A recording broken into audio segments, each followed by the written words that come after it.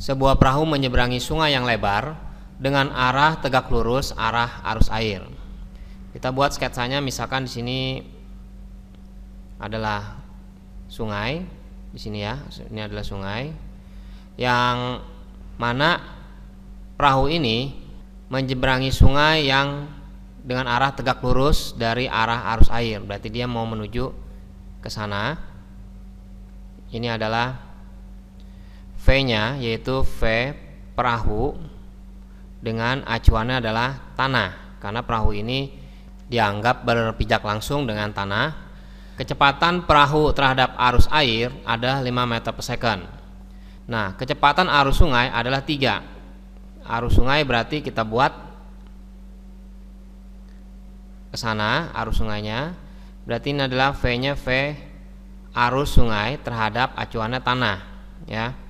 Kalau kecepatan perahu terhadap arus air, yaitu P-nya perahu, ya, perahu dengan acuannya arus air, karena perahu ini bergerak dipengaruhi oleh arus air. Kalau perahu yang tadi lurus aja, berarti dia tidak dipengaruhi apa-apa, berarti dia berpijak langsung dengan tanah. Nah, berarti ini vektornya, seharusnya gerakan perahu ini maunya yaitu lurus, tegak lurus menuju tepi sungai sebelah sana, seberang, ya. Tetapi karena dia dipengaruhi arus, berarti dia tidak mungkin lurus, kecuali arusnya nggak ada. Kalau nggak ada arus, berarti dia tinggal lurus aja jalannya ke sono. Tapi sebenarnya karena dia ada arus, dia harus berusaha untuk melawan arus, minimal dia harus mendekati ke sana, gitu, ngerti nggak? Jadi jadi kita buat ini sekarang. Ini adalah V-nya V perahu terhadap acuannya arus, ya. Karena kalau misalkan dia lurus aja, dia langsung ke sana lurus, tapi karena ada arus, dia jadi harus melawan arus untuk menuju hal yang sama, gitu, misalnya mendekati yang dia ingin tuju. Kalau misalkan tanda panahnya arahnya ke sono, berarti dia makin menjauh. Jadi karena kalau dia ke sono, kalau dia ada arus digeser sama arus, otomatis dia makin menjauh, begitu. Kita lihat ilustrasinya. Di sini ada perahu di tepi sungai. Dan ini adalah arah arusnya, yaitu F1 yang arahnya ke sana, ke kanan. Dan dia akan bergerak dipengaruhi arah arus. Inginnya dia menuju lurus, tapi karena ada arus, dia akhirnya akan miring. Dan ini adalah resultannya. Dia akan miring ke sana, ya. Kalau misalkan dia bergerak dipengaruhi arus.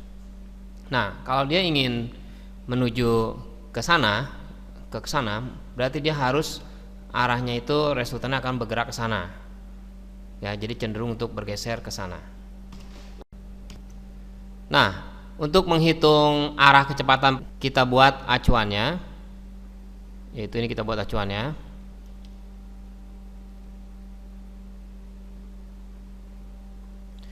Berarti sudutnya adalah dari sini sampai sini, yaitu alfa.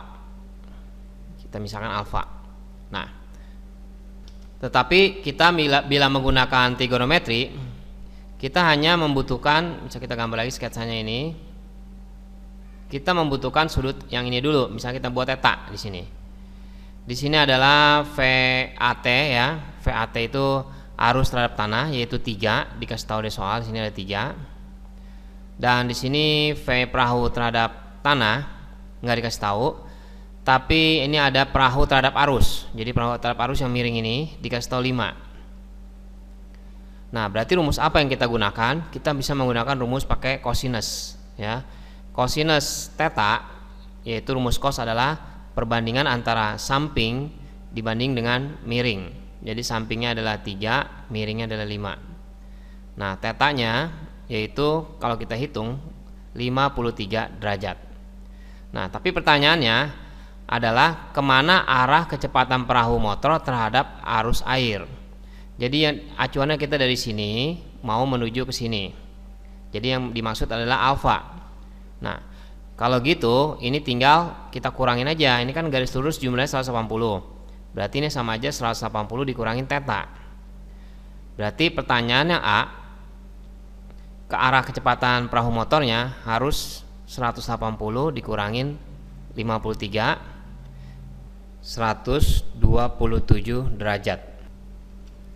Pertanyaan yang B, berapa lebar sungai yang jika selang waktu yang diperlukan perahu sampai ke seberang 15 second? Lebar sungainya berapa jika selang waktu yang diperlukan perahu sampai ke seberang 15 second?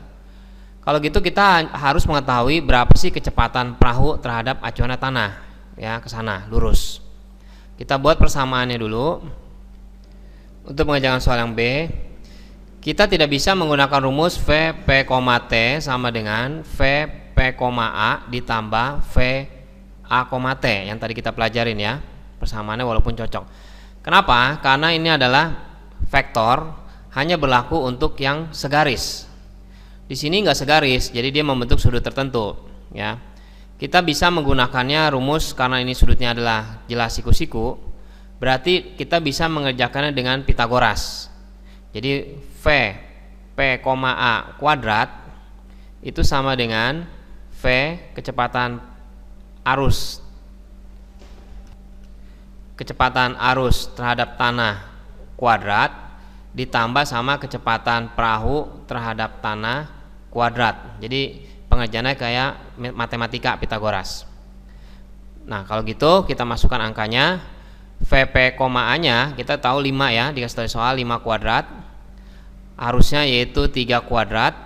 Nah, kita akan mendapatkan perahu terhadap tanah. Kecepatan perahu terhadap tanah kita hitung hasilnya yaitu 25 dikurangin dengan 9 yaitu 16. Dan kalau diakarin hasilnya adalah 4 meter per second. Nah, karena yang ditanya adalah lebar itu disimbolkan bisa kita misalkan S ya atau D terserah. S itu rumusnya adalah V dikali T. V dikali T, di mana waktunya sudah dikasih tahu yaitu 15 second. Berarti kita masukkan V-nya yaitu 4 dikalikan dengan 15. Berarti lebarnya adalah 60 meter lebar sungai itu.